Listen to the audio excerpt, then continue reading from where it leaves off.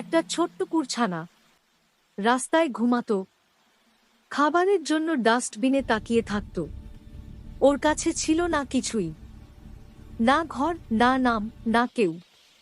একদিন ক্ষুধায় কাঁপতে কাঁপতে সে একটা বড়বাড়ির গেটের সামনে বসে পড়ে। ভেতরে আলো, হাসি, খাবারের গন্ধ, কিন্তু ও শুধু বাইরে। লোকজন তাড়িয়ে দেয়, কেউ বলে নোংরা, কেউ বলে চলে যা। ঠিক তখনই একজন ধনী মানুষ গেট খুলে বেরিয়ে আসে। দামি পোশাক, ব্যস্ত চোখ। হঠাৎ থেমে যায় সে। কুকুরছানাটা লেজ নাড়ে না, ভিক্ষা করে না, শুধু তাকিয়ে থাকে। লোকটা নিচু হয়ে বসে, এক টুকরো রুটি বাড়িয়ে দেয়। কুকুরছানার চোখে প্রথমবারের মতো ভয় নয়, ভরসা। সেদিন কুকুরছানাটা গেটের ভেতরে ঢোকে।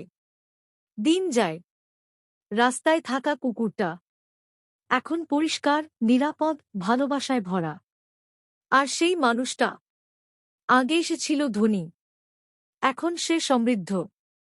কারণ সে বুঝেছে, আসল সম্পদ ব্যাংকে নয়, একটা প্রাণ বাঁচানোর সিদ্ধান্তে।